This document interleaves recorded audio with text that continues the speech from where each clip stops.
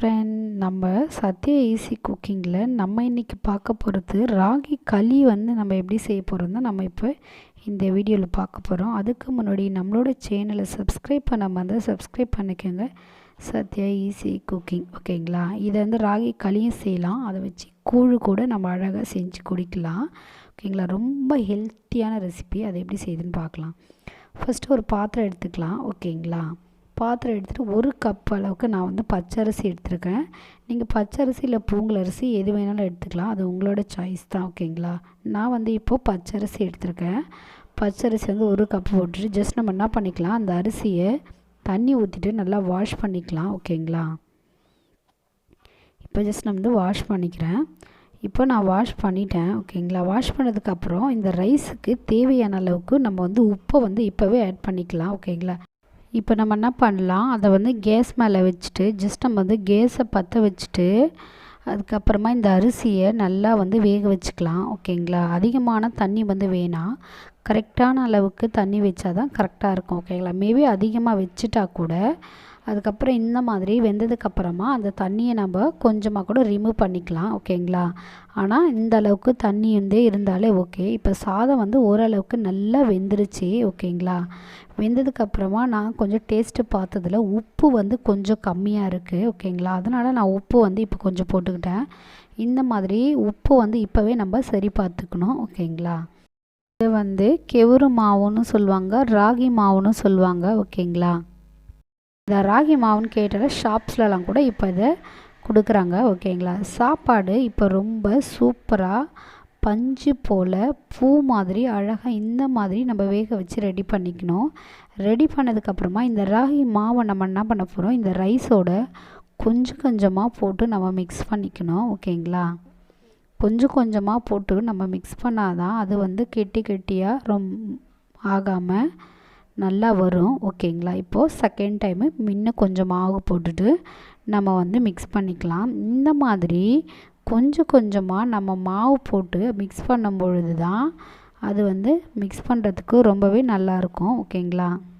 இப்போ இன்னும் கொஞ்சம் மாவு போட்டுட்டு கொஞ்சம் மிக்ஸ் பண்ணிக்கலாம். இந்த மாதிரி நான் ஒரு 4 டைம்ஸ் போட்டுட்டு கொஞ்சம் கொஞ்சமாக நான் மிக்ஸ் பண்ணி விட்டுக்கிறேன், ஓகேங்களா? இந்த மாதிரி தான் நீங்களும் கொஞ்சம் கொஞ்சமாக கொட்டி மிக்ஸ் பண்ணிக்கோங்க.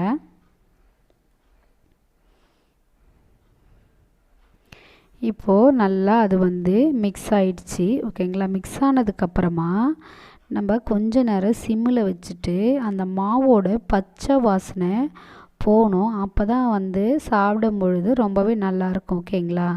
பச்சை வாசனை போகிறதுக்காக நம்ம சிம்மில் வச்சுட்டு கொஞ்ச நேரம் அதை மிக்ஸ் பண்ணி விட்டுக்கினே இருக்கணும். மிக்ஸ் பண்ணிட்டாலே ராகி களி ரெடி ஆகிடுச்சு, ஓகேங்களா? இப்போது சூப்பராக ரெடி ஆகிடுச்சு.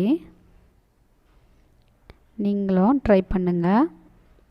இப்போது ரெடியானதுக்கப்புறம் சூப்பராக ரெடி ஆகிடுச்சு. இப்போ நம்ம அதை இறக்கி எடுத்துகிட்டு வந்தாச்சு.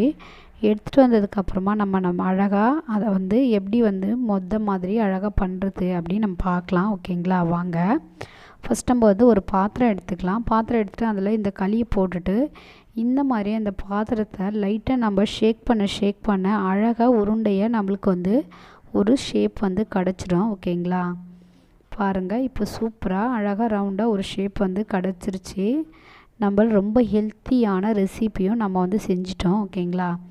இப்போ அந்த மாதிரி எல்லாத்தையும் பண்ணி இப்போ ஒரு பிளேட்ஸில் அழகாக செப்ரேட்டாக நான் எடுத்து வச்சிட்டேன். இந்த மாதிரி ரெசிப்பியை நீங்கள் கண்டிப்பாக ட்ரை பண்ணிங்க. வீக்லி ஒன்ஸ் ஆச்சு கண்டிப்பாக ரெடி பண்ணி பாருங்கள், ஓகேங்களா?